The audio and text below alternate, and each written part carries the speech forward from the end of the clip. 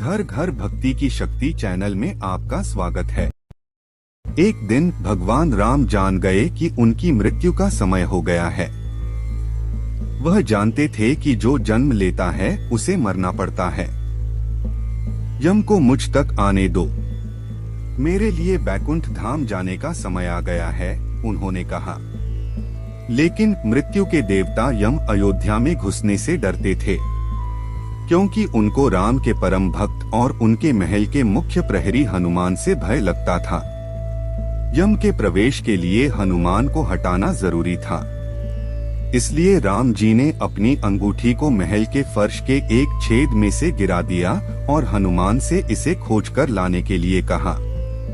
हनुमान ने स्वयं का स्वरूप छोटा करते हुए बिल्कुल भंवरे जैसा आकार बना लिया और केवल उस अंगूठी को ढूंढने के लिए छेद में प्रवेश कर गए।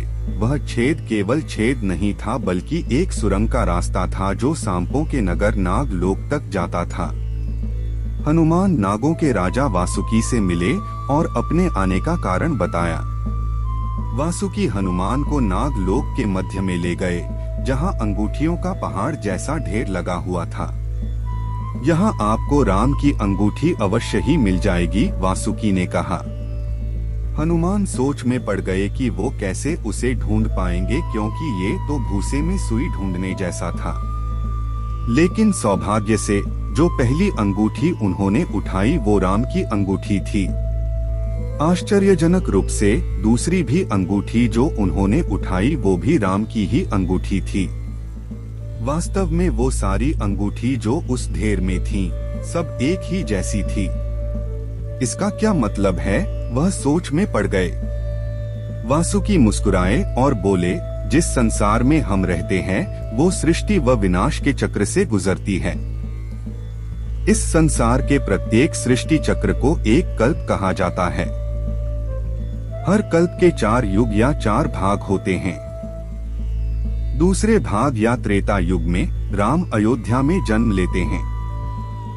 एक वानर इस अंगूठी का पीछा करता है और पृथ्वी पर राम मृत्यु को प्राप्त होते हैं। इसलिए यह सैकड़ों हजारों कल्पों से चली आ रही अंगूठियों का ढेर है।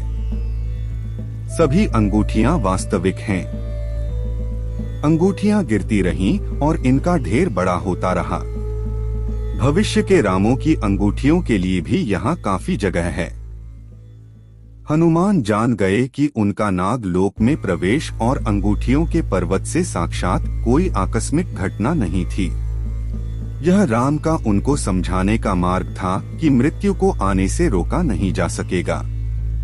राम मृत्यु को प्राप्त होंगे, संसार समाप्त होगा, लेकिन हमेशा की तरह संसार पुनः बनता है और राम भी पुनः जन्म लेंगे। आप लोगों को ये कहानी कैसी लगी, कमेंट करके जरूर बताएं। हमारा उद्देश्य है घर घर भक्ति की शक्ति को पहुंचाना। अगर आप लोगों को ये कहानी पसंद आई हो तो वीडियो को लाइक करें, शेयर करें और चैनल को सब्सक्राइब करें। जय बजरंगबली, जय श्री राम।